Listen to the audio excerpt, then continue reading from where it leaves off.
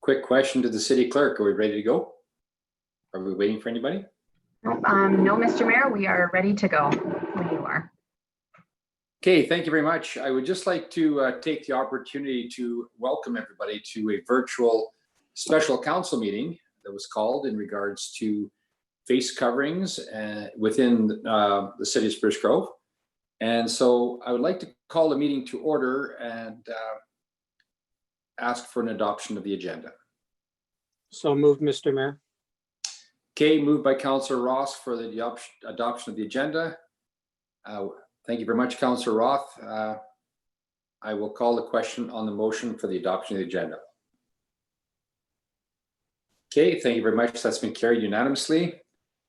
And I will turn it over to Mr. Farbrother. Mr. Farbrother, we're going to go on to our business item 2A. And I think what I'll do is I will start just for some clarity to ask somebody to make a motion in regards to business item 2A.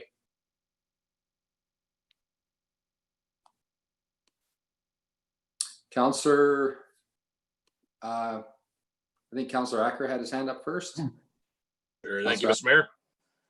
I'll move the council receive the report on face coverings as information and provide direction to administration for a potential staged approach to implementation regarding the required use of face coverings in the municipality.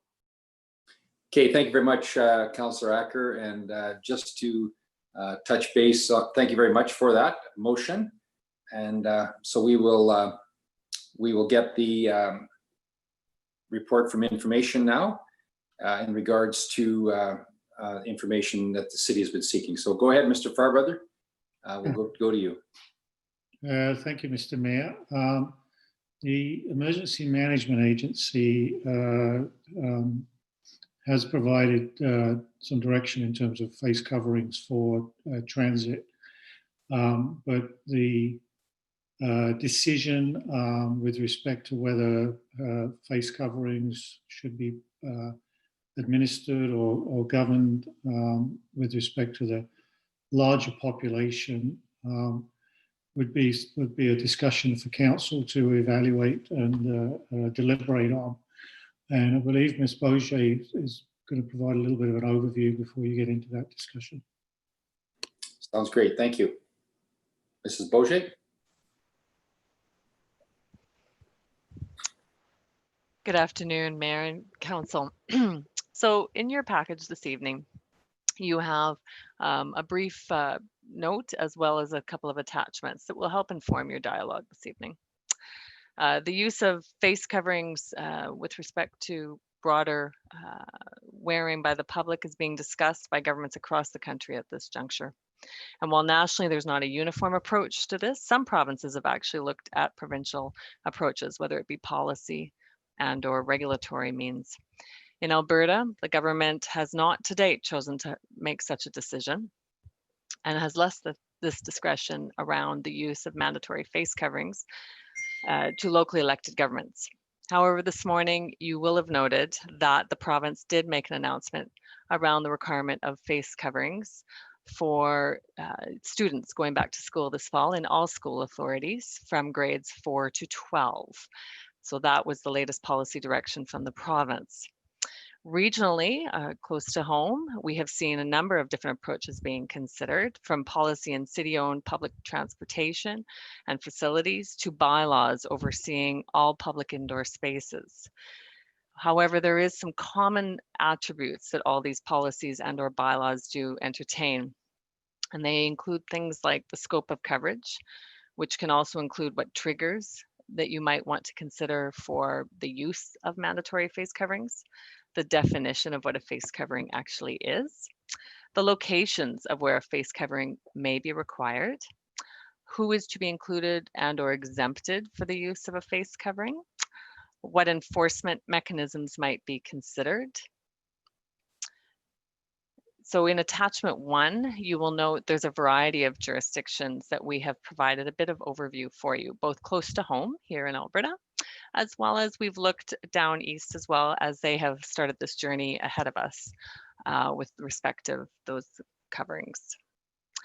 Also, most recently, the City of Spruce Grove ran an online survey. Started it on Friday, July 31st through to today at noon to capture some general public sentiment around the use of face coverings in the community.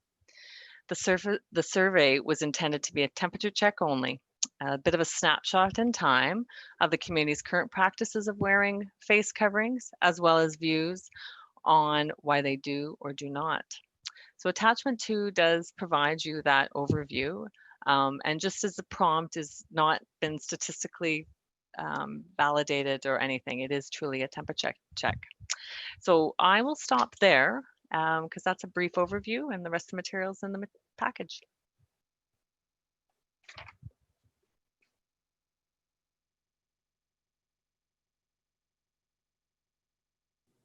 There we go. We'll unmute. Thank you very much, Mrs. Bourget.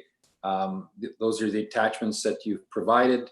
I appreciate the information in regards to what other municipalities are doing, as well as I have to say a big thank you to our staff and administration for, with the discussion we had last week of putting together a very a good survey that went out to a very broad number of our residents. We managed to get around 5,400 surveys completed with a variety of opinions. And those opinions I know are indicated in that summary, and appreciated the fact that we were able to do that in very short order in preparation for the meeting. So back to you, Mr. Farbrother.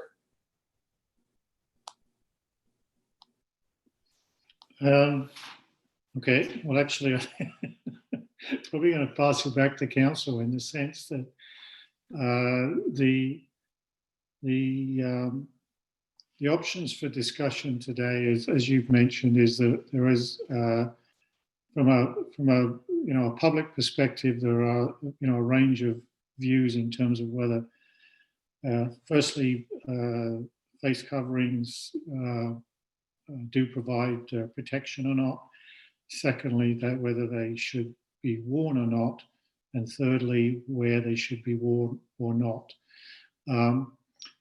Administration, as you're aware, and I think it's been council's position to date, has very clearly aligned itself with, the advice and experience that we're getting through our health authorities and the formal direction of the provincial government. We're not experts in this area, and certainly it's very clear that the advice that we're getting through the health network is that masks are a legitimate tool in terms of combating the consequences of COVID. That being said, the province hasn't mandated it. The province may mandate masks, whether across the province or within particular areas, and they may make mask requirements, on some sort of performance continuum. And certainly, our sense is if they did that, obviously the city would administer those policies. Edmonton and Calgary have decided, predominantly, I would suggest, based on just much higher population levels and higher density levels, to implement formal mask coverings within their municipality. And clearly, you have the authority and jurisdiction to do that if you believe it's appropriate. You have the opportunity, if you wish, to do that based on certain performance criteria, or you could do globally, or you could, make a decision to say that, at this stage, that you don't believe that it's a necessary requirement. The other options available to you are through public education and encouragement. Those are legitimate, public policy perspectives. And I suppose the third option is to say that as a council, it's not important for you. So at this point, we would probably suggest that, council's probably got as much information as anybody else in the province right now. You've had an opportunity to, the surveys are not statistically significant, but they probably give you a reasonable indication of where the population sits. But topics like this aren't popularity contests, they are based on governance. and but you've got a pretty good sense of, you know, the thought processes of other municipalities. You know where the province sits. You know the advice of the public health authorities, and as an administration, you know, we can pretty much put, you know, the tools together to deliver on whatever direction or position that you take as a council. You're on mute. Sorry about that. Thank you very much, Mr. Farbrother. And I think, and again, when I go back to the discussion in regards to council, I have a brief comment I would like to make based on some of the feedback that I've gotten. I'll start with that. But before we do that, I would wonder if it would be possible for Mrs. Bourget to go through the survey and slide by slide and talk about that. And so those that are viewing from the public can get a bit of a snapshot about, you know, what the results of that survey were. And it was quite interesting to get those. And the other one is I wanted to also add that the Chamber of Commerce did a survey.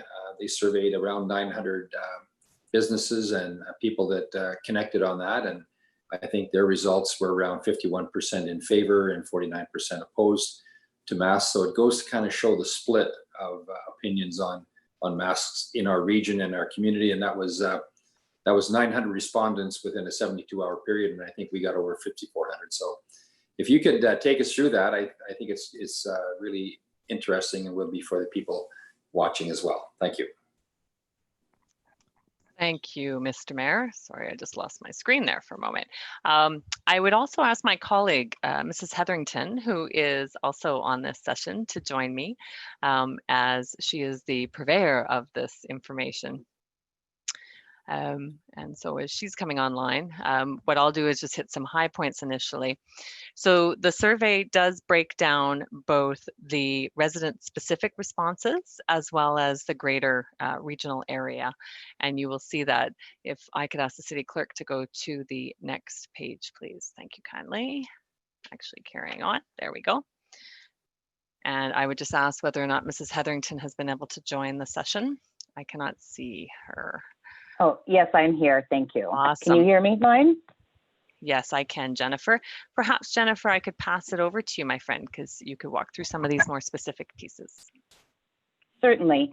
So the first slide you're seeing here is a filtered out slide where we've taken the Spruce Grove respondents that have indicated that they're Spruce Grove respondents. So we had 5,743 respondents indicating that Spruce Grove was their home. So if we could go to the next slide, please. So this question asked whether or not they typically would be wearing a face covering while visiting indoor spaces. So if you'll just give me a second here, so I can look at my own graph. The green is signifies they always wear a face covering. The yellow is usually, purple is sometimes, and the pink is never. When we go to the next slide, again, this is for Spruce Grove residents that have indicated only. We've asked them what their challenges that they experience. So as you can see by the bar graph, the tall green line was that they don't experience any challenges. And then the following other lines you can see along the bottom indicate what some of those challenges they might have when they do wear a face covering in public. So they range from affordability, accessibility, general discomfort. They have difficulty getting people in their household to wear the coverings, or that they have a disability, right down to that they don't believe wearing a face covering is important, or they don't like it. The next slide, again, this is Spruce Grove respondents only, asks if the person would support or oppose face coverings being mandatory in indoor public spaces. And it's asking about city facilities as well as private spaces, such as restaurants, businesses, and stores. And as you can see by the graph, it's fairly close to being 50-50 between strongly and somewhat supporting and strongly and somewhat opposing. The pink is the strong oppose and the green is the strongly support.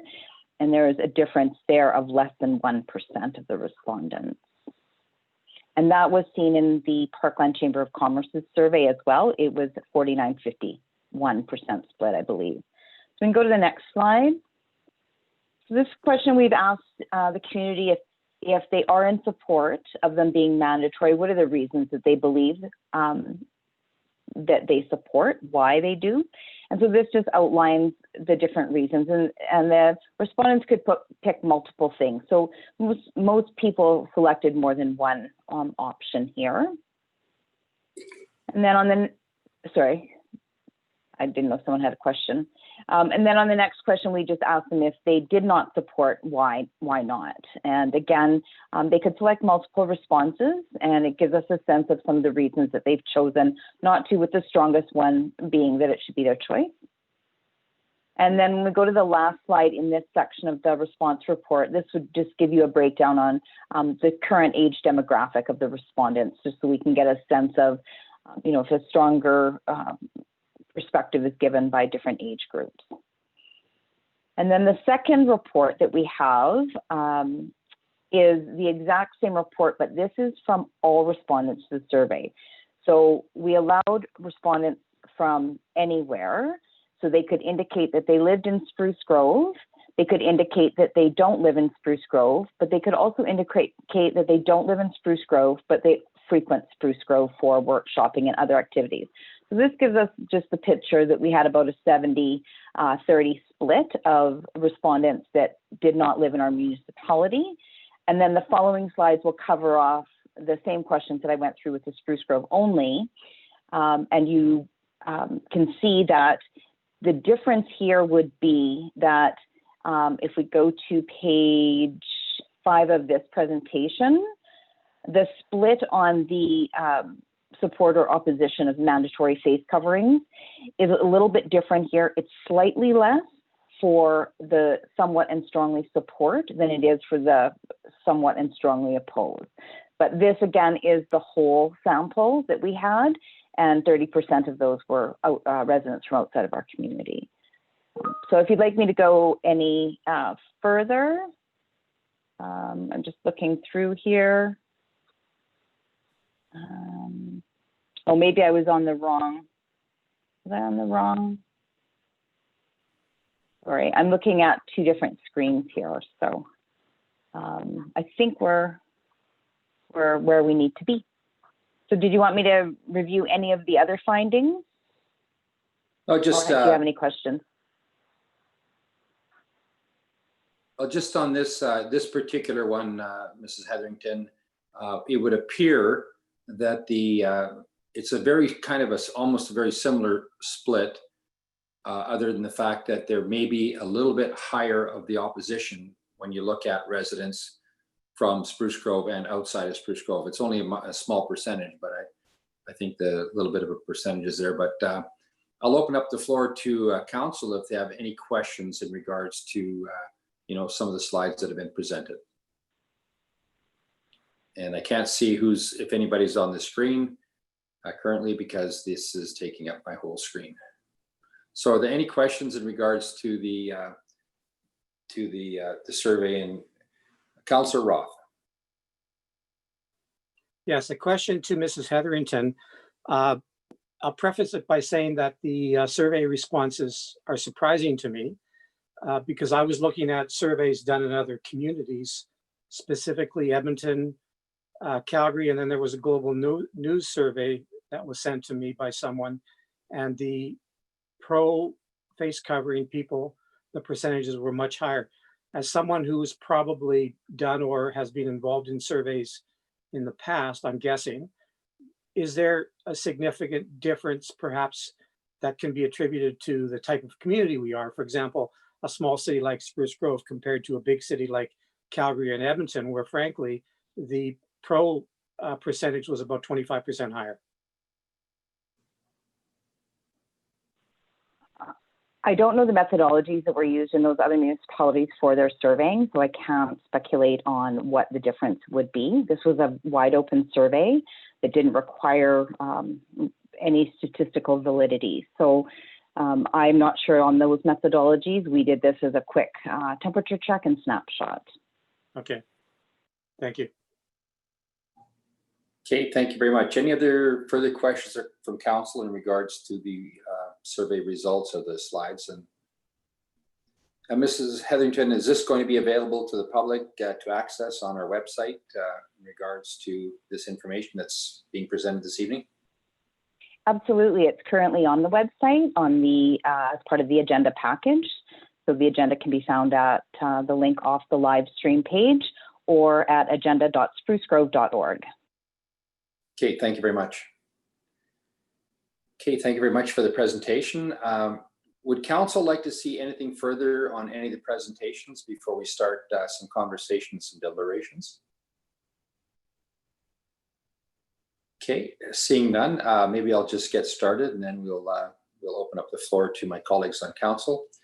And I just wanted to say, as the mayor and council will know this, is that we received a lot of information and a lot of opinions from our residents in the community, and they were varied, and they made very strong arguments on both sides of the spectrum, from masks aren't effective to we need these masks and we had better do it, and a variety of things that were put to council and stuff, and including hundreds of comments and links on a Facebook feed that I had put out there. I think it had over 400 comments on that link that I had shared as well. And as I said, I'm not surprised by the results, because the results that I got as well were varied and pretty much down the middle, similar to what the Chamber of Commerce and the City of Spruce Groves are. So the difficulty is there's a large percentage of the population that believe masks are important, and there's a large percentage of the population that believes that that masks may not be as effective as they're made out to be. So that's some of the stuff that we have to grapple with. But I think the thing that we have to grapple with also is the primary responsibility of the City Council and the Mayor is the health and well-being of our citizens, and so we take that very seriously. And I have to say, and I will say this to everybody, and I will continue saying it, the City of Spruce Grove has and will continue to follow the directives of Alberta Health Services. We've done that to a T in regards to opening of recreation, our businesses, our playgrounds, and we are continuing to do this in regards to face coverings. And in regards to face coverings, when I say that we are following it to the letter, is that we are recommending what the city or the Alberta Health Services is recommending, that face coverings are strongly recommended. I'm going to say that. I believe they're strong. I believe that. And I'm going to be stepping up and saying I'm pro-mask. Whether or not we mandate it is going to be a discussion of council, but I'm pro at least considering the recommendations that I will strongly support Alberta Health Services recommendations that face coverings are recommended. So with that, also, I think what the purpose of the meeting this evening is to talk to our administration about the potential of, we don't have a bylaw in front of us this evening, but I think as a council, we're looking to give directions to look at what a mask bylaw would look like and what we would do and what trigger points may be required if we were to implement one. And what I mean by that is that a trigger point could be that the City of Spruce Grove would be put on a watch list. And a watch list would be from Alberta Health Services that would mention that the City of Spruce Grove would hit an infection rate that would require, and the City of Spruce Grove could have a bylaw that would do that, and that's for deliberations. And hopefully we can give administration some direction to craft a bylaw that the city could look at implementation if required, or if this council deemed it necessary. So that's just a bit of the discussion. The other one that I want to talk a little bit about and hope we can work together as a team to look at the possibility of crafting a bylaw is to create a campaign and about the and I know one of our councillors, Councillor Stevenson, had a campaign, or not a campaign, but a feed that talked about masking up, and that we would strongly encourage our citizens, without actually mandating it at the current time, to start to mask up and start to, look at seeing what we can do to follow Alberta Health Services guidelines, and masking up and promoting that as a city. I would be very much in favor of starting that to start with, rather than starting the mandating part of it. But that will be a decision for council that will come up, and hopefully this bylaw could potentially be prepared for our August 17th meeting. So with that, that's just a little bit of a feedback from myself, and as I said, I've seen both sides of the spectrum, and I don't think this city council is in a win situation, because half of our citizens don't agree with it and half do. But at the same token, when it comes to health and safety, I believe this council is not afraid to implement something if required, based on a potential trigger point. So I'll open it up to my colleagues on council, and go ahead. Who would like to go? Anybody? Councillor Acker, go ahead. Thank you, Mr. Mayor, and thank you for setting this meeting up. I think it's important we start the discussion now. I look at the numbers. Spruce Grove is doing incredibly well. I think we have one active case, and I think that goes a long way, and we should commend our residents, our businesses, our staff at City Hall, just for the incredible place that we are in during this pandemic. Spruce Grove's been, blessed and lucky, and we've been using common sense, and I think following the provincial guidelines that have kept our numbers low. And I think that needs to be recognized and commended to our residents out there. But I do appreciate the opportunity to sit here and discuss what we should be doing in the event our numbers aren't as nice as they are today. So I am very supportive of looking at some graduated bylaw that would kick in when our numbers are, troubling. If we are hitting that watch level, and the province has indicated that we may have an issue or an outbreak in Spruce Grove, that it elevates what we do as a community. So I'm happy with doing that, and I think it meets the needs of those residents that are pro-mask and against mask. Because if we continue doing what we're doing as a community, and social distancing, washing our hands, doing the right things, that we will never have to trigger into that. But in the event this fall flu season kicks in and we have an outbreak, I'd much rather have something in place that we can turn on and not have to set up special meetings and go through a couple advertising sessions and until we get something in place. So I'm happy to see that. But when I looked at the report, I have a couple things. One thing I think we need to be clear with any of our communication is there needs to be a strong message of compassion for those that can't wear a mask. We see this time and time again, and we're seeing stories in the United States and in other municipalities. We just saw the one that happened at the liquor store in Edmonton. We need to really have some compassion that not everyone knows what the other person's situation might be, that don't judge, worry about your own and what you can do for the community, and don't be, violent or aggressive with other people. I think that needs to be part of our communication. But a couple questions I have is, one part of this was looking at the city facilities, and I wanted to ask administration, is there a concern from our staff in city facilities now that are they asking for protection and having public wear masks? And further to that, is there a large risk assessment that's been done for city facilities? Is this something that we should discuss at a separate discussion rather than a public one? Maybe Mr. Farbrother could give me a little information on that. No need to discuss it some other venue. The approach that we're taking administratively is to do two things. One is that we are not creating interactions with the public that are not necessary, because why would we create interactions that increase the risk of transferring COVID? So where the public can self-serve and we can support that self-service model, that makes eminent sense. Where our staff are physically interacting with the public, we're using different tools to do that. So if you're on a bus, there's a screen. If you're coming into a facility, most of our facilities have limited access because we've been able to provide alternative ways of delivering the service. And so in Spruce Grove's case, there are very, very few formal locations where that interaction would take place.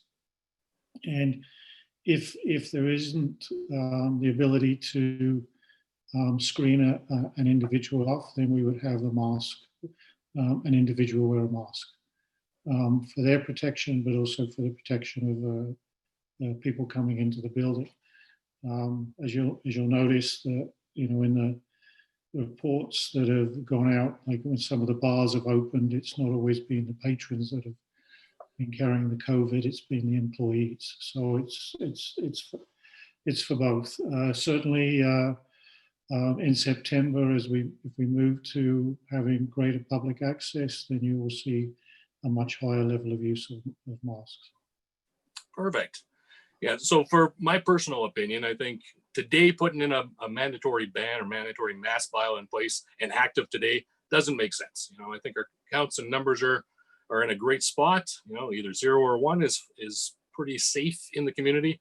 But I do want to be prepared, and I think council needs to be responsible and have something ready to go in the event that the numbers do change. I think, fingers crossed that we never have to enact something and put it in place. But if the time comes, I would like to see something in place that we can quickly and efficiently get out there and provide just one other option for providing that safe ability to do business and to be out in the community. So I'd be happy with that. The one question I saw in some of the reports is there's a lot of requirements for businesses, if a bylaw was in place, that they were responsible for the signage. Is signage something that the businesses themselves would have to create and put up on the door, or is there something the province gives that you put up on a door saying mask required? Do we have any information on that? Through you, Mr. Mayor, to Councillor Acker, there are different options that municipalities have used. Typically, municipalities will use provincial messaging to support that, but the choice around signage would also be affected by the choice of how the municipality or you as council choose to put the requirements on, whether the requirements are on the business community to uphold that messaging, or whether the requirements are on the municipality specifically to uphold that messaging. Excellent. That's all I have right now. Thank you. Thank you very much. I'll go next to Councillor Roth. Thank you, Mayor Houston. I have a couple of questions, and the first one is one that Councillor Acker just alluded to, and that is, I believe that there are many people who are legitimately exempt for health or psychological or potentially for other reasons. We may see occasions where members of the public would draft themselves as bylaw or police officers and seek to do their own enforcement through intimidation or by physical means. Now, I know that some of those transgressions do fall under the criminal code, depending on the level of potential for violence and so on. I'm just wondering, either Mrs. Bohio or Mr. Farbrother might comment on how a proposed bylaw, might cover off those risks. Mr. Wolanski, Mr. Bojan, or who'd let Mr. Wolanski, you want to answer? Go ahead, unmute.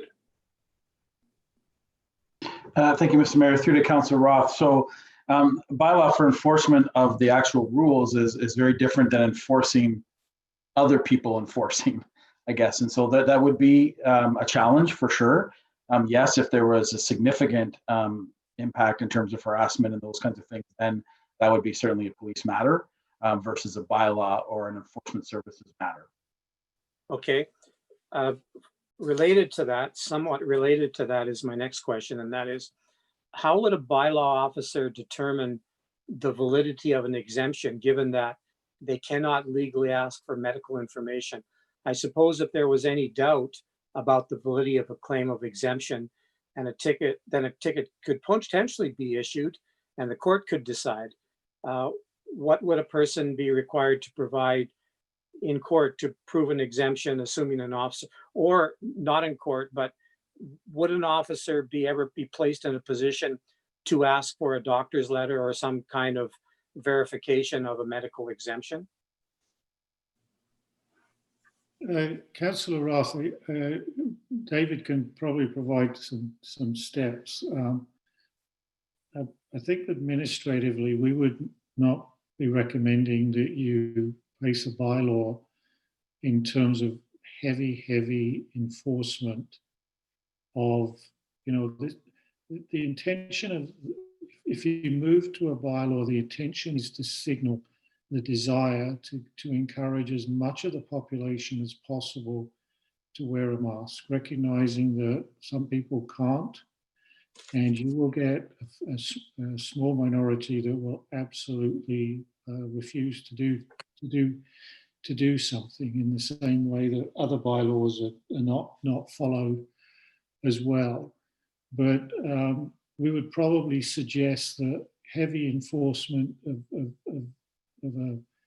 this particular kind of mandate at a time when physical numbers of COVID are not that high would probably actually be counterproductive.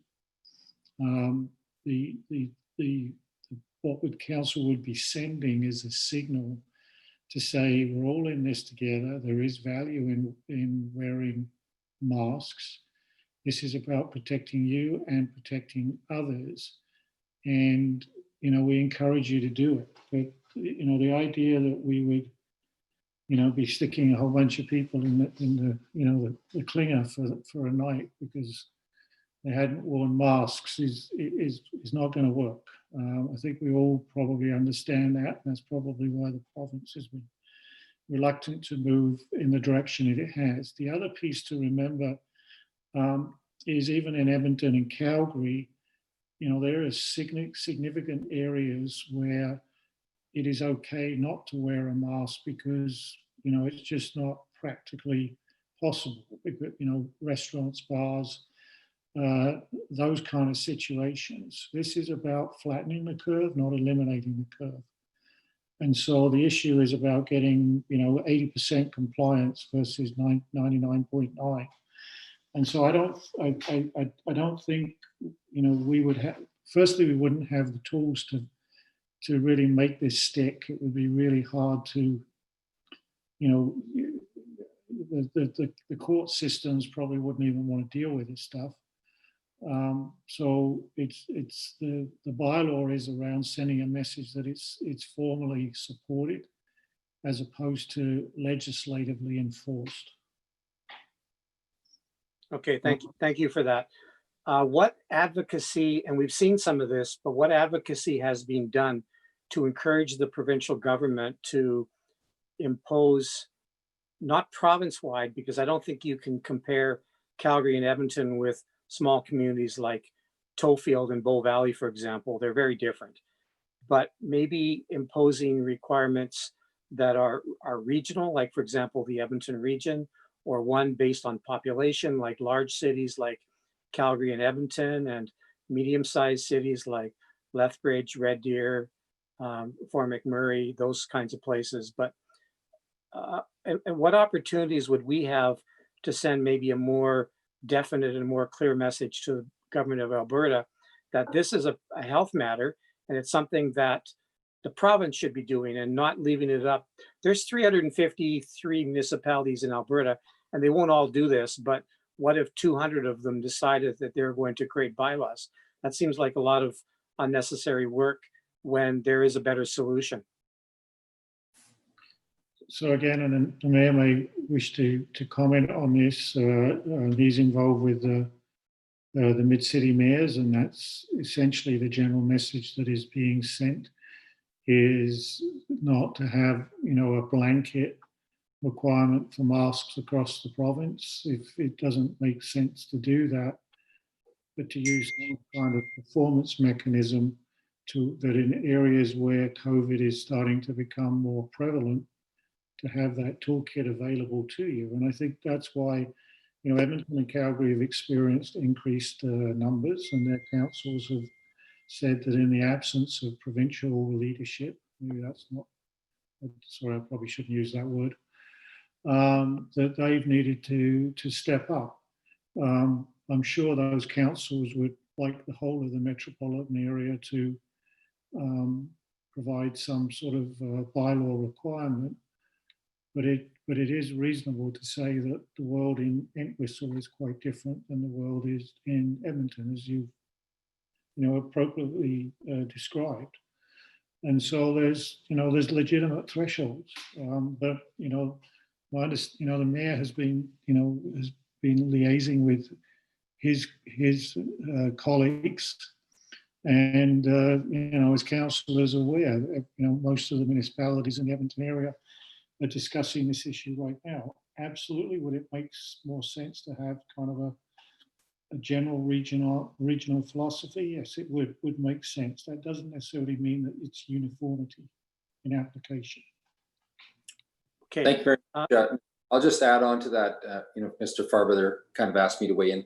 We have had a really thorough, in-depth discussion with mid-sized cities that we're part of, that we represent over 1.3 million Albertans. And I think the general consensus is that one size doesn't fit all. And the province at this time is reluctant to broad brush a mandatory mask or implementation across the province. They're going to stick to the message of strongly recommending usage across the province, which the city of Spruce Grove believes in that philosophy of strongly recommending it at this time, except a number of municipalities don't believe that municipalities in some respects or the health authority should be mandating it, because it's definitely a controversial issue, except the broader spectrum of what we're all trying to achieve is public education and reducing the risk and flattening the curve, as Mr. Fairweather said. But I think to your question, Councillor, you're asking, is there an opportunity for the city to advocate, or on a broader scale to advocate for the province to do something? But I think they're looking at it, and as Mr. Fairweather said, there's lots of rural municipalities where it just wouldn't make sense, and it's just a very complex situation, and they're sticking to their guns on recommending it for everybody. Thank you. Okay, I'm going to make some comments now. I think that's all. Oh, I have one more question, or one more suggestion, and that is, if we are deciding on a trigger point in a potential bylaw, I would like to see a trigger point that is not defined by the number of cases per 100,000, because the trigger point, if we did that right now, would be 50 cases per 100,000 population. That's when the province of Alberta puts a community on watch. And I would like to see a trigger point that is much lower than that. So I would ask that comment be considered in the potential development of a bylaw. But I want to make some comments now. The mayor's done so, and I'm going to take this opportunity to do so as well. But my comments will be stronger in support of a bylaw, and they're going to sound like, I think we should do a bylaw now, and that's not necessarily the case, because I will make my determination once I hear what my colleagues have had to say, and I've had an opportunity to consider all the information. But I think that there is a benefit of a mask bylaw in Spruce Grove, and except for those who have legitimate medical issues, wearing a mask is not too much to ask. I realize that it's not a panacea, but it does help. I believe that in time, if the province doesn't do it, then most larger and medium-sized municipalities, especially those in the Edmonton and Calgary regions, will create bylaws. And I think it's better to do it early rather than later. It is coming. I would rather see a bylaw created and passed soon by this council. All of us have received many phone calls, emails, and other contact from people who oppose compulsory masking of wearing of face coverings. But there have also been many who support a bylaw. As I said at the beginning, the numbers in the survey surprised me. I would have thought that the pro-mask or pro-face covering community would be stronger. There have been many who do support a bylaw. The anti-maskers cite various reasons varying from infringement on their rights to the efficacy of masks to medical reasons or legitimate medical exemptions. I won't challenge all of those exemptions, although I'm confident I could do so. I will discuss one of my favorites, and that is one we hear a lot of, and that's taking away a person's rights. The argument that we're taking away human rights is a non-starter for me. We have to wear seatbelts and put children into car seats. We can't smoke in public buildings. We have to adhere to speed limits. Those are all reasonable laws to protect the public good, and I think this is just one of those. I think that most of the objections to wearing a mask come down to simply not wanting to wear a mask. I don't like wearing a mask either, but I'm willing to make small, reasonable sacrifices for the common good so we can put this virus into our rearview mirror and return to some semblance of normalcy. I would say, what about my right to feel safe when I go buy groceries or visit Home Depot? Both of which I did today. I was wearing a mask, and I think about 2/3 of customers were also wearing masks. I go into public situations about 2 or 3 times a week now, and I always wear a mask when I do so. I think it's partly the reason is because someone might recognize me, and I want to feel like I'm setting a good example. Although when you're wearing a mask, probably nobody knows who I am. I think it's the least I can do as a citizen who cares about the well-being of others. Let's be honest, no bylaw is 100% enforceable 100% of the time. I'm sure that those who would be responsible for enforcement would not do so in all cases anyway. That's one of the objections we hear, not just on a potential mask bylaw, but on all bylaws. There are parking and weed control bylaws, for example, that provide teeth should they be needed, but are either usually not enforced or in some cases never enforced. One business owner I talked to told me that there is great anxiety in her place of business. She wants a bylaw to protect her staff and her customers. Her 2 employees are frankly scared to come to work despite the social distancing protocols that are in place. She has customers who are afraid to come in. She thinks that her business would actually increase if more people felt safe leaving their homes. I'm not convinced that local business would be harmed, despite the handful of residents who have threatened us that they will boycott local stores. By the way, to a couple of residents who have threatened to withhold their votes in future, I don't care about that. I took a call from a hospital nurse on the weekend who described the horror dealing with patients who have contracted COVID-19 and pleaded with me to do anything we can to help defeat this virus. She pointed out that it's not just the direct consequences of COVID that we have to fear, but those that recover risk other potentially more severe health issues, such as lifelong heart and lung issues.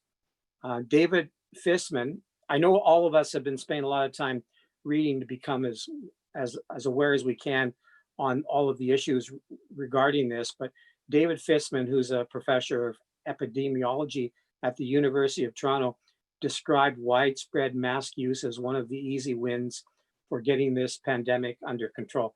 I'm almost done. The top medical practitioners are my go-to, and Dr. Dina Hinshaw said, do it today for you and for those around you. I think we need to follow the advice of health officials and scientific research, which shows, I believe, that masks can help to slow the spread of COVID-19. I would much rather wear a mask than see our businesses suffer and potentially have to close again due to a resurgence of the virus. That's another point. I expect a second, and my last one, I expect a second wave, which could happen about the middle of, none of us wants to see it, but could happen around the middle of September when schools have been reopened for a couple of weeks without, I feel, proper precautions. I am aware of what the government has mandated regarding masks in schools this morning.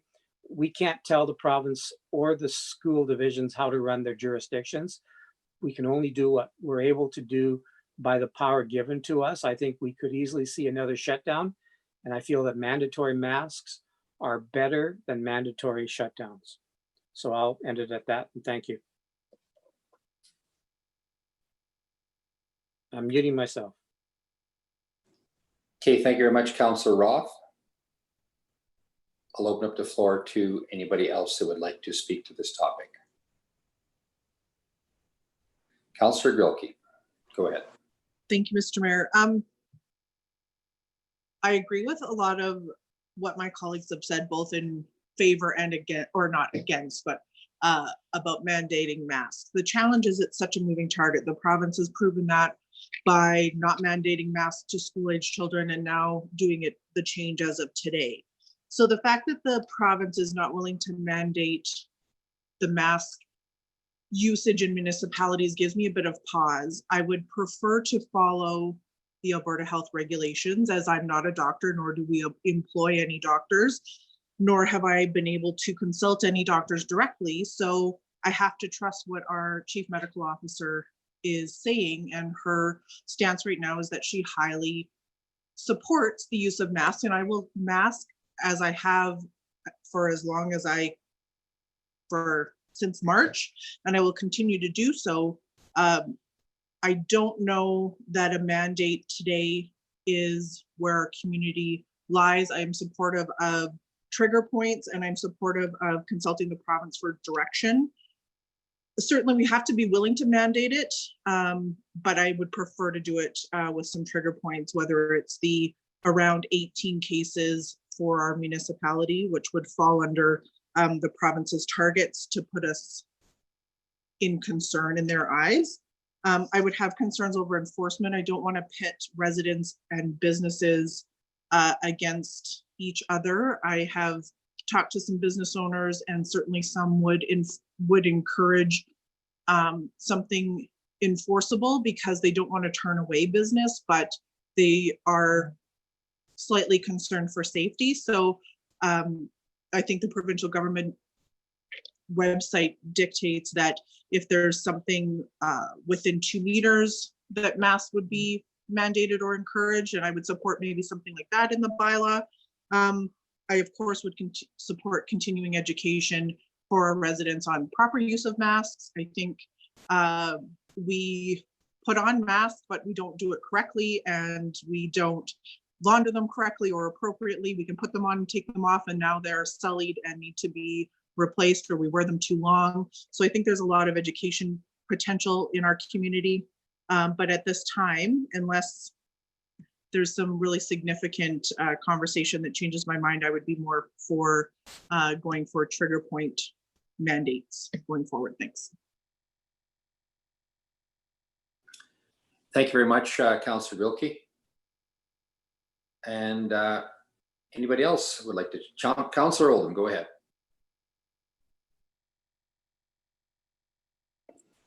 Thank you, Mayor. Thanks to my colleagues for raising some great points and questions. I will add a little bit to that, and certainly back up a lot of what they said as well. Just going through some of the points that were in our agenda package that I think administration was looking for direction on. I do absolutely support further communication with the province on this. I don't know if we, as a potential bylaw gets drafted, if we can have a conversation with Dr. Hinshaw or someone in AHS to get their perspective on trigger points and numbers and exemptions and those kind of things. Obviously, the province isn't prepared to make a decision at this point in time, and that's clear, but I think still engaging with the province and getting that direction. We have experts in the city on public works and engineering and lots of different things that are municipal functions. This is not a municipal function. So we were being asked to go out of our comfort zone and out of our bubble.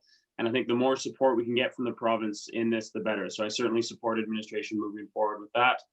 I absolutely support keeping masks mandatory on transit in city facilities. There was some question around whether we would want that, and I would support that.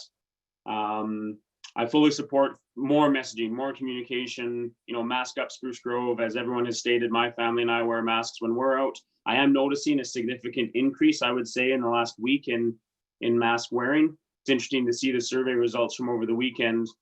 And then I was out with my daughters that needed to be out with me today for a little bit.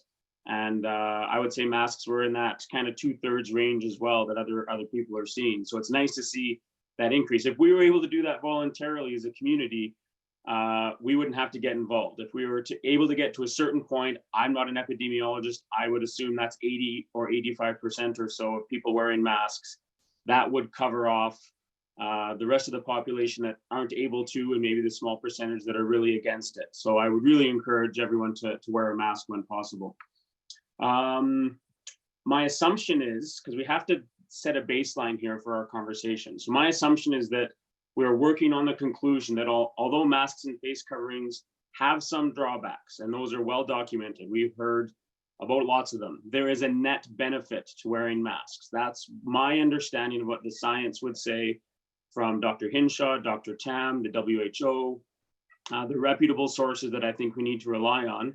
There is a net benefit. For some people, it may be a net decrease, but for population overall, it is a net benefit to wear a mask. So that's the assumption that I'm going on. The science isn't 100% aligned, which poses challenges. We've had lots of information sent to us as council saying, well, what about this? And, you know, this person here and this site here and this other country even saying this. So that poses challenges. Dr. Hinshaw in her update today said, none of this is black and white. None of this is straightforward. And we have to talk about the health of the whole person, not just what's simply related to COVID. So that leads into one of my questions for administration. You know, assuming that we're going to look at a potential bylaw with lots of variables and factors, I would like to have a better understanding. I don't know if we can do it through our FCSS or through a provincial health support of mental health and COVID fatigue. One of my concerns is if we put in a bylaw today or whenever in the next couple of weeks, and we are at 1,032 cases, Dr. Tam said today she's expecting this to be a factor for 2 to 3 years. And my fear is that if we do something really relatively early and with relatively low cases, then by the time, if regardless of that, it does go on a long time, I don't know if that's sustainable in our community. I don't know if the average person in Spruce Grove will be able to wear a mask for 2 to 3 years. I'm not saying they can't, but I'm wondering about the psychological effects of COVID fatigue. We hear about it as school teachers. Mr. Farbrother has referenced it a few times, and I would love some information on if that's a real thing, if that's just something that we're kind of creating, and a real perspective on that from someone who's qualified to speak to that, because that worries me for the longevity of this bylaw. Enforcement, I've spoken with various business people, and the businesses are, from what I understand, are really nervous to have to enforce this themselves. So it's not something, you know, there's a couple models. Toronto has a model where the businesses are meant to enforce it. I would not support that. I don't think businesses, we don't want to put businesses in between their customers and a mandate that the city has put forward. Like other people have said, bylaws are there to send a message. Bylaws are there to try and bring our community together around an important topic in this case. We're never going to get 100% compliance, and we're never going to get 100% enforcement. That doesn't mean it's not worth doing. It's very much worth doing. But I think enforcement will be a challenge, and we need to just recognize that and understand that that's going to be part of it. But we still need to move forward with something, because the general message to the community, I think, is the key thing, not the 1 or 2 exceptions here or there. I would like to see in any potential bylaw, a sunset clause or an ending date, a review date, something along the lines where we can look at it. I've talked to residents and businesses who are afraid or believe that we're just trying to push this in on their lives and leave it without an end date. And I think in order to address that concern, if we simply said, and the date can be discussed or debated, but we picked a date that we were going to review it by, or it was going to go away if we didn't renew it, that would be a worthwhile part of it. As several people have said, again, I think the comprehensive list of exemptions. If you look at our survey, about 10% of the people that replied listed disability as a reason why they couldn't wear it.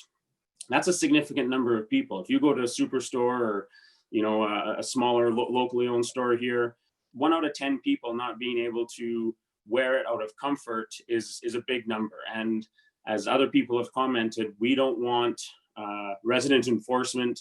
We don't want people getting upset over this. We need to have compassion and understanding for all types of people and the various challenges, some obvious and some not obvious in any way whatsoever, as to their ability or lack thereof to wear a mask. So I think that needs to be a huge part of our communication.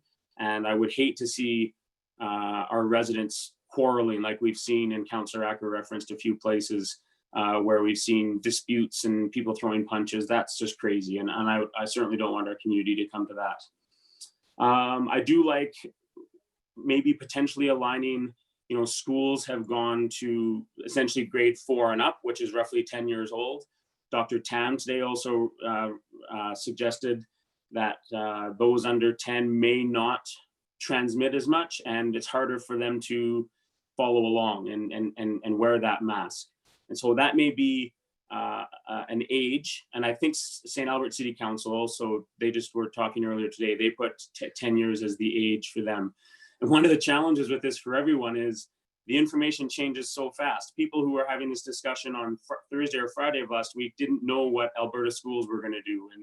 And that might change the scope of it a little bit. So I understand that in the next week or two, as we develop a potential bylaw, we may have to revisit a few things based on new science and new findings that people have.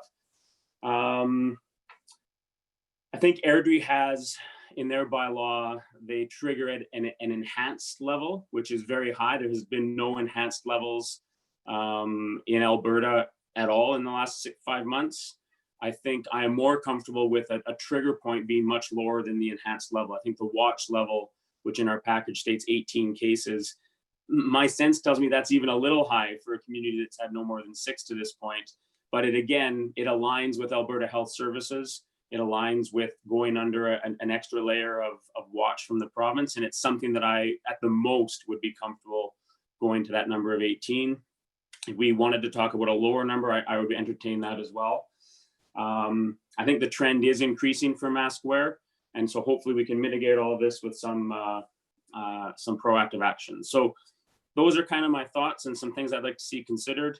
Appreciate everyone's comments. It's a delicate situation, and we just are trying to find the right balance and meet the needs of as many of our residents as we can, with health and safety as a priority. So I appreciate the opportunity. Thank you. Okay, thank you very much. Councillor McKenzie. Yes, thank you, Mr. Mayor. I guess, all of my colleagues have really spoken to a lot of great things, and I just have a few other things that I'd like to say. First off, I would like to thank administration, though, again, too, for pulling all the data and doing the survey as quick as they did. It is nice to see, not surprising that the results are what they are. It's a half and half. It is, very contentious and that sort of thing.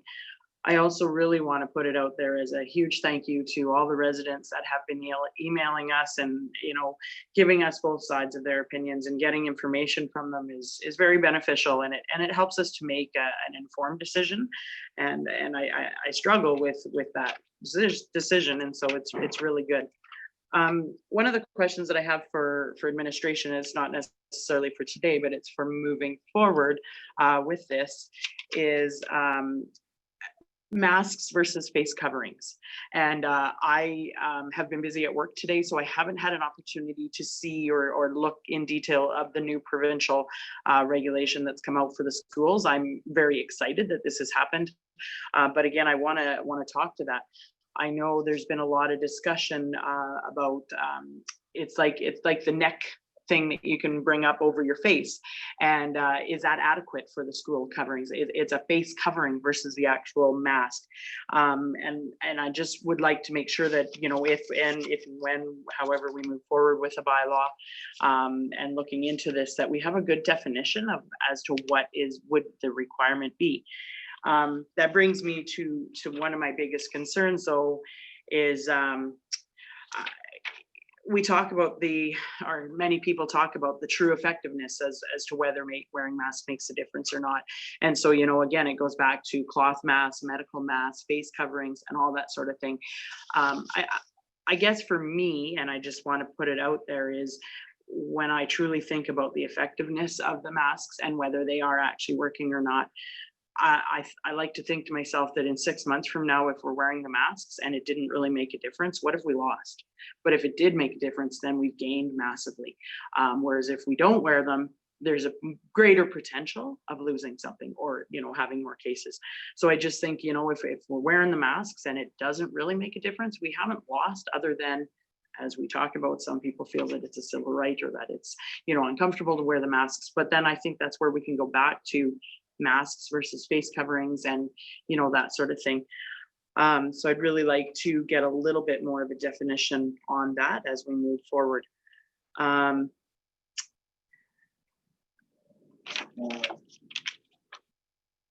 I think one of the things that has been said where a lot of businesses are worried and not wanting to maybe look at, you know, having to enforce it and that sort of thing. I also have heard from a few smaller businesses and speaking from even experience, and it's a difficult thing to say as a business, but some businesses are struggling with staff that don't want to wear the masks, and really there's no regulation helping the businesses to enforce that with their staff.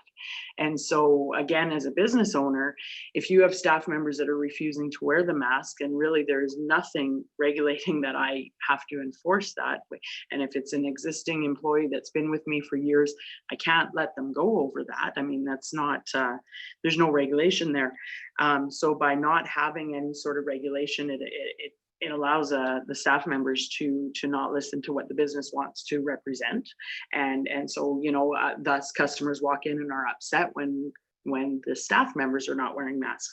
So it's just kind of turning it to the other side, and I've had a few businesses approach me and talk to me about that. So there is that aspect. Just want to make sure here. Councillor Acker actually talked to this, and I had written this down too. And no matter where we go, I would really like the city for when we look at marketing on it, whether it is, throwing out a big, huge, you know, mask up kind of campaign, and or we have this bylaw drafted and ready to go. I think it would be great for businesses if the city could have some sort of PDF literature that businesses could print off to create consistency throughout the community. And so even if we're doing a campaign, just throwing it out there for administration to mark down, that, you know, it's pretty easy for our communications department to do some mock-up posters and stuff that businesses themselves could choose to print out, or even community members if they want to put them in their cars, and, you know, whatever. Let's get that out there. So I think that is a great thing to have for the businesses. I would like to say, for me, I would like to see a bylaw drafted up. I am willing to hold off and look at trigger points. I know, as Councillor Oldham, I think, spoke to, the trigger point would be 18 in Spruce Grove. And I do feel that a trigger point is a little bit too late, is how I feel. And especially when we've only, I think, had 5 or 6 cases as the most during this time. And, you know, we've had the peaks and that sort of thing. And so I really don't see us going up to that high. But it worries me, even as September hits and school starts, I don't want to leave it to where it's too late. Again, it worries me when it's 2-week delay on the numbers. And so by the time you hit the trigger points, technically you potentially could even be higher. So I wouldn't mind it being even a little bit lower than the trigger point. That's just my own point on that. Although I had that written down, and then Councillor Holton brought up the question of the COVID fatigue, which made me kind of question that. So maybe I am willing to potentially look at just the 18 as a trigger point, but you know, it is something to think about. And so I guess for me, I have been wearing masks and getting my children used to them, and my family. And for me, I always have the question of, is it right or is it kind? But wearing a mask, you're being kind and you're protecting others. You're doing it for others and you're being kind. So when I have that question of, is it good to be right or is it good to be kind? Well, it's always right to be kind. And so to me, putting on that mask, you are being kind and you're taking care of others. So I just am definitely a pro-masker and would like to see us figure this out. So thank you. Okay, thank you very much, Councillor McKenzie. And we have one councillor, Councillor Stevenson. Go ahead. Yes, I'm it. I don't know about the rest of my colleagues, but I imagine they've been like myself, where I have poured over a ton of literature this past weekend. I feel like I've done more research on this subject than I spent time on doing my master's thesis a few years ago. And just the level of, just the amount of information that is out there, it's overwhelming. And you can see what toll it's taking on us, whether you're pro-mask or anti-mask. It's a very emotional topic for people. And so as a governor, when we're looking at this, the hardest part, I think, for some of us in some instances is that we have to take that step back. We can't make an emotional decision. We have to make a fact-based decision. And so there are a lot of us that have taken a ton of time. Like I've got pages and pages of notes here of trying to find accurate information. It's easy to find information, but some of it is made up information, some of it's misinformation, some of it is a sentence pulled out of a journal that no one else has read. It's very, very difficult. And I'm not saying that one person is right or wrong. You might think you have the right information in front of you, but unfortunately, access to any type of information now is so easy that half the battle is trying to find out what the source is and what the intention is behind it. You know, there's a lot of people out there that are anti anything COVID because there is a buck to be made. And we also get a lot of influence from the United States, unfortunately. So a lot of information that comes into Canada about our civil liberties and people making money off a vaccine, or they're going to microchip us, it's false. So it's hard to educate at the same time, listening to those who have genuine concerns. And when it comes to the mask issue, I think we're seeing the same thing. So I know for myself, I've spent a lot of time this weekend poring over the materials and looking to the health experts for that guidance, because I am not an expert. I think all of council, we've acknowledged we're not the experts. We never wanted to be in this position in the first place. We would much rather have the province make that decision under the purview of the health authority.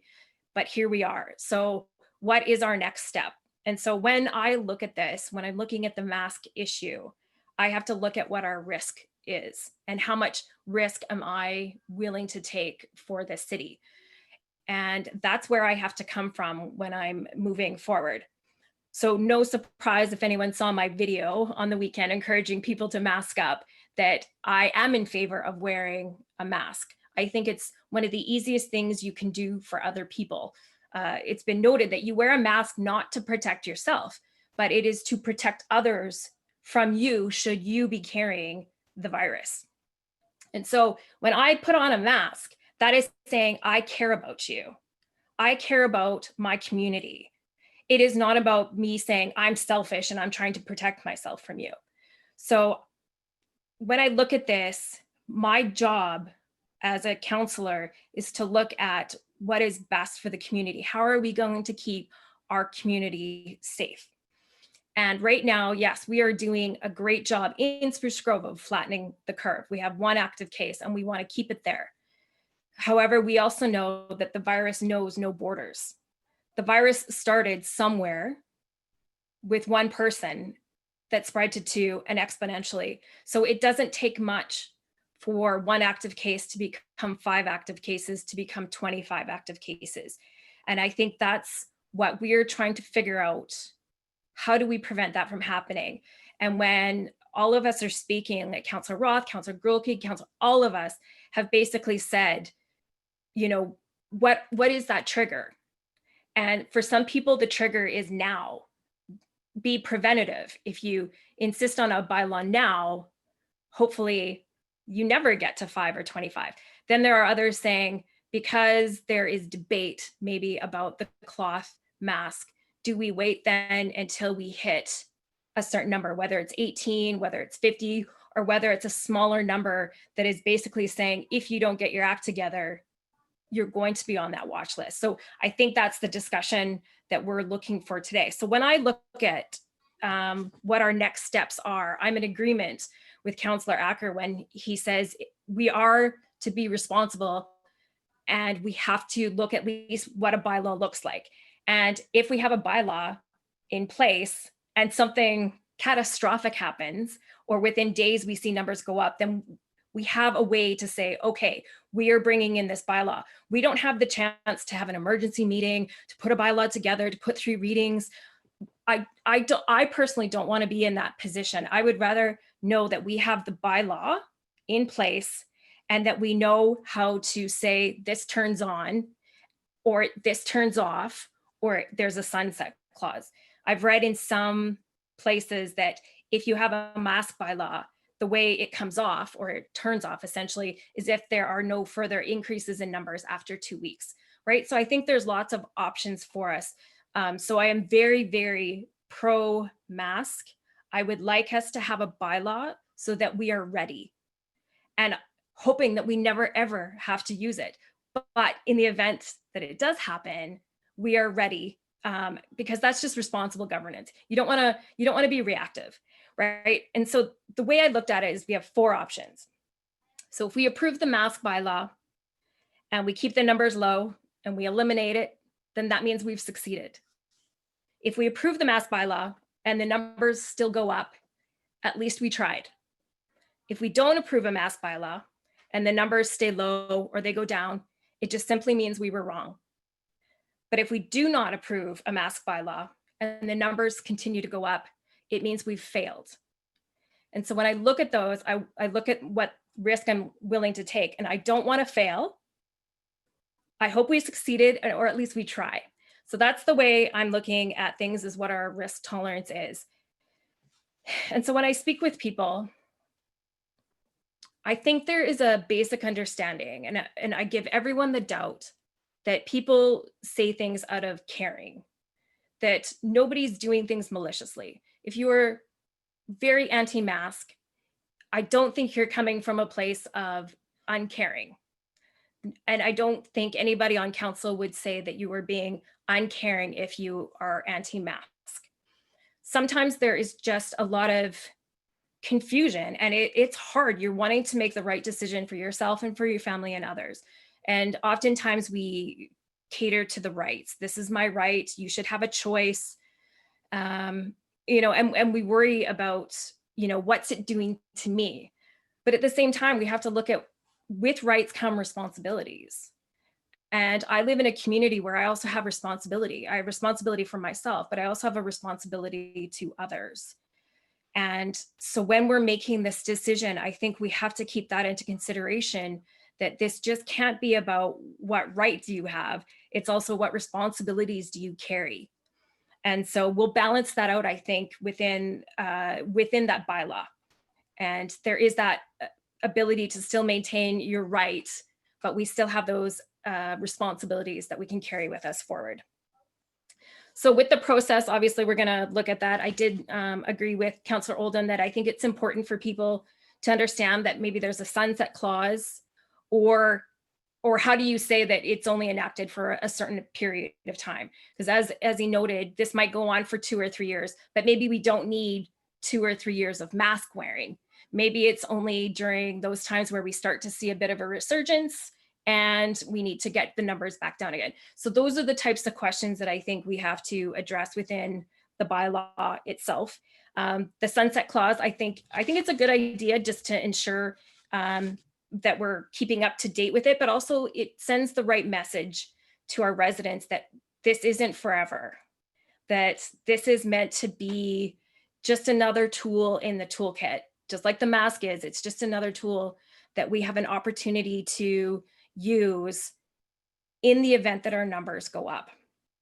So I'm really happy that we all seem to be on the same page, essentially, of really encouraging mask usage.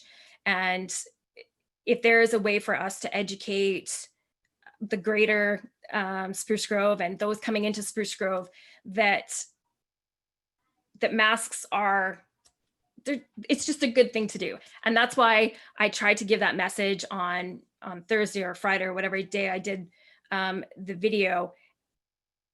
And how do we get that message out to other people that are coming here because they are very much anti-mask and personal, personal rights and stuff. We don't want people coming out to Spruce Grove to shop because they're so adamant against mask policies that they come out here and then potentially harass our business community. The last thing we want to do is put our employees and employers in that position where they are being confronted by those who think it's just ridiculous and are coming out here and potentially getting into that heated discussion. I think it's really unfair, especially when it's our youth that are often at the front lines of, retail, restaurants, fast food and stuff. It's very, very unfair to put it on the shoulders of a 15-year-old to enforce a business policy as opposed to across the city mandate. So I really do want to take that into consideration, that we could be letting a group of people down potentially if we're saying, hey, businesses, you can continue to mandate your own mask usage, but as the city, we're putting you and your employees in a pretty precarious position. So I just want to take that into consideration, that this is ongoing discussion, and I think we have to have an active daily discussion with our businesses in particular. When we came to this, it's interesting to talk about education, and it's not just education on why you can wear a mask, but what it also means when you are wearing a mask as well, because we do know we have a community that is deaf. They're hard of hearing. Some senior citizens have a hard time hearing you if they can't lip read. And so I think we have to show some compassion and some patience and do everything that we can from a city perspective to educate people on the types of interactions they may run into and what types of tools are out there. Especially for the deaf community or the hard of hearing, there's talk to type or type to talk apps. So I think we really have to take into consideration that. And, I don't want to see confrontations in the city as well. And I would hope that whether we have a bylaw or not, if you don't have underlying conditions, that it is a considerate and compassion, and like Councillor McKenzie said, it is a kind thing to do, and it's one of the easiest things you can do, just simply wearing a mask, right? And I know I find it kind of freeing to be able to go into a store and you don't have to smile. You can stick out your tongue at someone if you so chose to do it. It can become a very personal experience. So I think there's also ways that you can look at it as a net benefit from that. I have lots of other points and stuff, but I won't get into it right now. But I think I would be in favor tonight of asking administration to bring us back a bylaw. And within that bylaw, that's where we talk about what those potential triggers are, whether they're very, very low triggers, whether they're the health recommended triggers. I think that's where we can get into more discussion. But I think at this point, our residents are looking for that direction from us. And I think it's the responsible thing to do if we do have a bylaw ready to go. And hopefully we can come to an understanding of when that would be implemented versus when it wasn't. So I'll end my comments there for now. Okay, thank you very much, Councillor Stevenson, and thank you to Council for all the feedback. And I know that each and every one of us have spent a lot of time looking at all the different options and all the information that's coming to it. Quite frankly, I think of the issues that we've dealt with this particular council. This has been a huge information overload on a whole variety of things. And you look at, what the the health community says, and you look at what the anti-maskers say, and all the data that seems to back up everybody's beliefs and stuff. And I think it speaks a little bit to the survey that talks about the two sides of this issue, where people are very supportive of it. I've had many residents pleading with me to please enact this bylaw for safety. And, that's basically what I've heard from council this evening, is that there's an interest for this council to develop a bylaw that would be used in the event as a tool in the toolkit at a point where we deem it necessary. And I think to take it to take a strong approach, also reaching out to the government. And I think Mr. Fairbrother, I think council, and I agree as well, is for administration to reach out to the Alberta government to assist us in the development of when they believe that trigger point or when we become on a watch list for our city that we could enact it. And I think other councillors talked about, when we got to a point where our numbers and cases were low, that could be, relaxed for a period of time. But I think the most important thing, of course, is getting that bylaw developed that we can use. And as many councillors, I think everybody agrees that we don't want to be in a position to call another emergency meeting for a week and now we want to have that tool in the toolkit ready to implement if we need it, and let our residents know that we're taking the health and welfare of our citizens safely. I think what you're going to see, and my hope is, and I think there was a change in the Alberta government where they weren't going to mandate mask usage, and they've done that in the schools now, which is welcome, because I've had a lot of actual teachers reach out to me asking me to implement it because they weren't feeling totally safe going back to school without any kind of provision like that. So we're happy to see that, and it may be an opportunity for the province, for us to further talk to the province.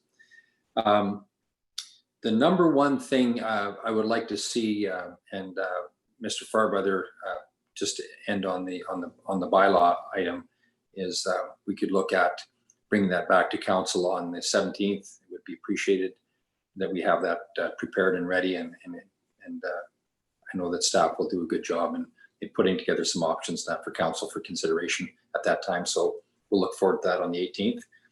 But I think I've heard loud and clear from council about a very, very strong public awareness campaign in our city, that we get people, and I agree, I know Councillor Oldham, and I think I've heard about 2 or 3 other councillors mention that when they go to the public now, 2/3 of the people in stores and stuff are wearing masks and stuff. And I'm going to tell you, you won't see me around the community indoors and in stores without a mask on. I'm going to start leading by example. I hope all of us will, and start a very strong public awareness campaign, and not wait for another couple of weeks, but get it going. And I like the Mask Up Spruce Grove. Let's do it. Let's get a campaign going out there. I'm going to start posting it on myself on my own Facebook page, but I'd appreciate if we could get some assistance from administration to at least share the information, because really what we're doing is we are continuing to follow the recommendations of Alberta Health Services.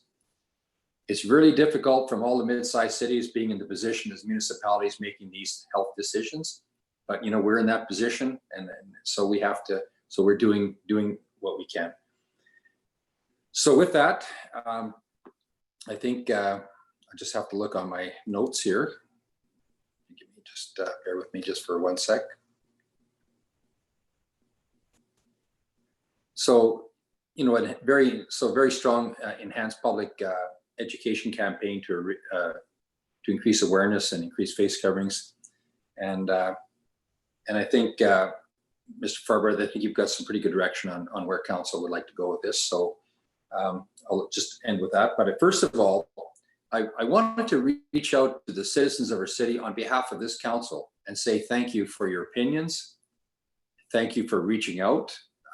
I know that it's difficult to make everybody to agree completely or to see both sides of the story, because there are that, but the health and wellness of our community is our priority. But I wanted to say a sincere appreciation to the 5,743 Spruce Grove residents that responded. And not only that, there was another few thousand in the region that responded. So put over 8,000 people in a very short period of time to jump on board with that and let us know how you feel. So we have a lot of information. It's pretty much, we're going to move forward with a direction to administration. We have a motion on the table that we can develop. But the last thing I wanted to say on the business development side, I think that if you look at Costco and some other stores, I think you're going to see maybe some of these major stores, particularly maybe stepping up and saying, you know what, in my store, if you want to come in and shop now, it's mandatory. And maybe that might be something else that we might see on the business side, starting to do some of that. And it seems like for all the people that are maskers and anti-maskers, they all seem to be able to put one on when they go into Costco because everybody shops at Costco when they can. But at any rate, I'll end it at that. And we have a motion on the floor. And that motion is that council will receive the report on face coverings as information, which we've done, and provide direction to administration for a potential staged approach to implementing regarding the required use of face coverings in the municipality. And I think through the conversation today, I think we provided that direction. Mr. Farbrother, anything to add before I conclude and call the question on the motion? Just really quickly so everybody's on the same page, our understanding is that we will be bringing back a draft bylaw for council to consider on August the 17th, and we will be initiating or continuing to work on public education and around the benefits and value of masking up in Spruce Grove in terms of reducing the risk of COVID. Okay, thank you very much. And also in that other line was, I know as part of the bylaw, you would be reaching out to Alberta Health Services to get a better understanding of what risk levels and such like that. For yes, thank you. Okay. Any questions or comments? Councillor Stevenson, and then Councillor McKenzie. Sorry, I felt like I had a premature hand there for a sec. So if we put this motion forward, is the intention to wait until our August meeting to bring this back, or are we hoping to do this sooner than later?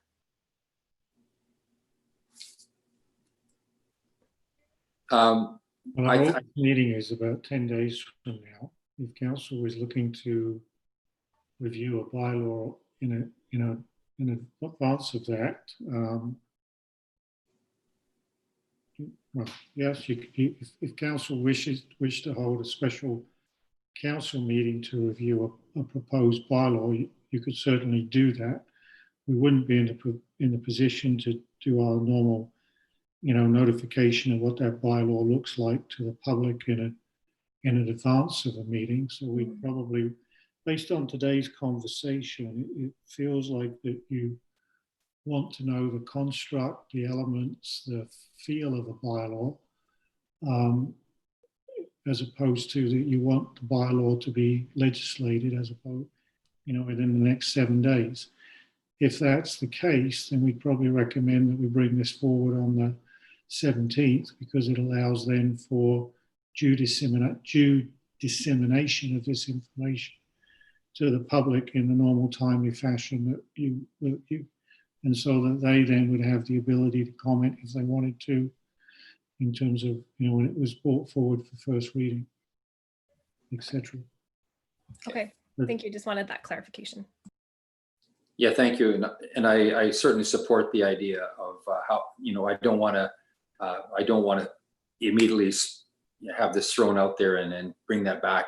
Let's give staff some time to do some really good work on this and get some good information back from Alberta Health Services as well. And then, like as Mr. Farbrother said, the opportunity for all of us to disseminate what that looks like and any changes or such. Councillor McKenzie, do you have a question or comment? Yeah, I actually was going to ask, similar to Councillor Stevenson, and then I guess just to take it one further, is I was going to say, is it reasonable for administration to have it on the 17th for us? And if at all possible, I mean, depending on how it's written and where we go, is it possible though for us to have the 3 readings on the same day and we would be able to approve it that day, just so that way I know for a timeline? So the council always has the ability to give 3 readings, but it does require a motion for unanimous consent. And so if there was unanimous consent, then in theory you could approve it on that evening.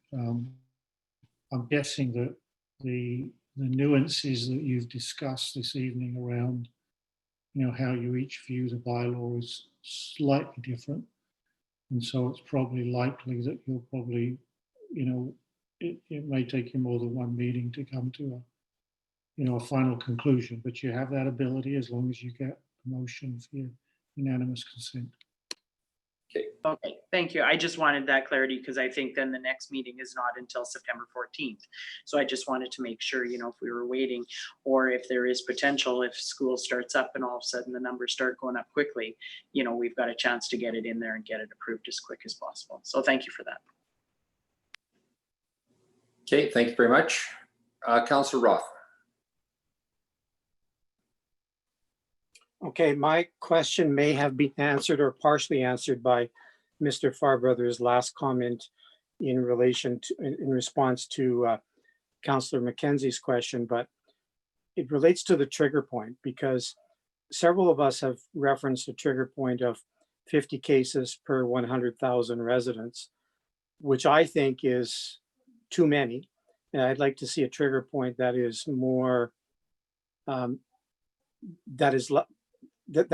lower number than that, or some trigger point that assures us that a bylaw could be implemented sooner than reaching 50 cases per 100,000. So I'm just wondering if Mr. Farbrother feels that he has enough information, enough feedback from councillors to come back with something that is likely to be agreeable to everyone or to a majority, given that we've asked for different things. Yeah, I was smiling there.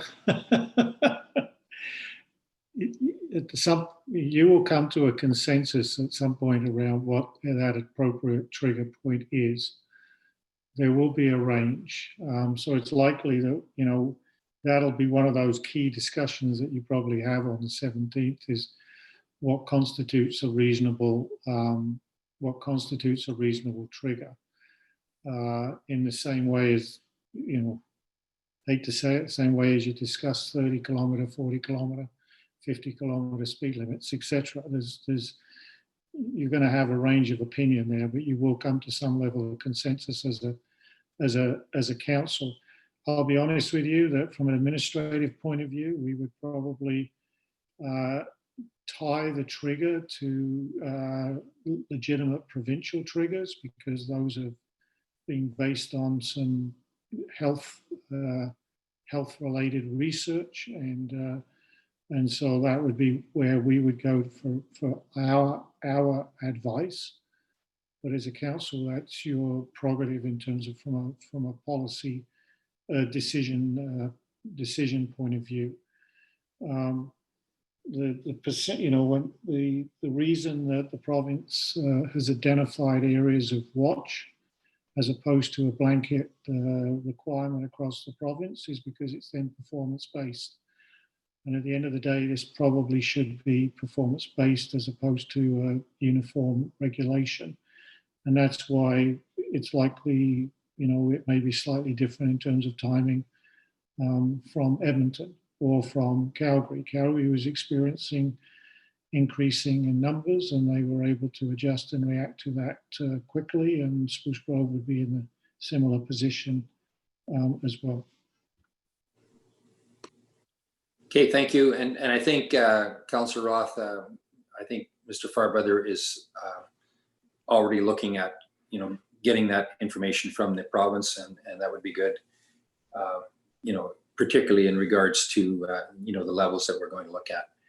I think the best thing for us to talk about in the community is for whatever we do, it's performance-based. How are we performing as a city? How can we flatten the curve? And some councillors have already said if we're able to make a strong campaign and get a majority of our citizens wearing face coverings without mandating it, and our performance is excellent. It's been excellent, I've got to say, but that can change in an awful hurry, and that concerns me. Because we know that, we've seen in other jurisdictions that depending on functions or parties that people attend, this can turn around in an awful hurry. So we want to make sure that we're ready for that. But appreciate all the feedback. I don't see any other comments from council, but we're looking at, certainly the health and welfare of our citizens and a major education campaign to start soon to to promote Alberta Health Services that the city of Spruce Grove is going to continue to adhere to and follow the recommendations of people in the medical profession.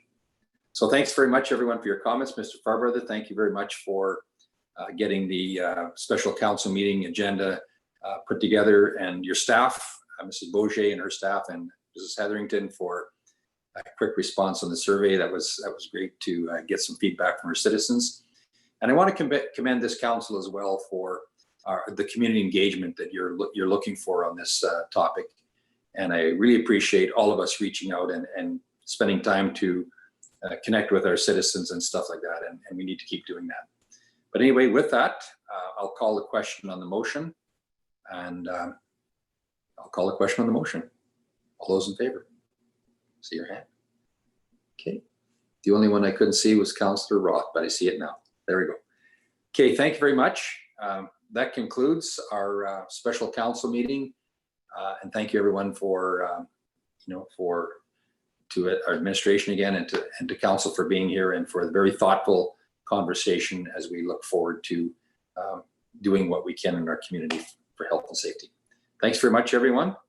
Let's just look for one more motion for this evening. Move to adjourn, Mr. Mayor. Okay, thank you very much. Moved by Councillor Grilke to adjourn. With that, I'll call the question on the motion to adjourn.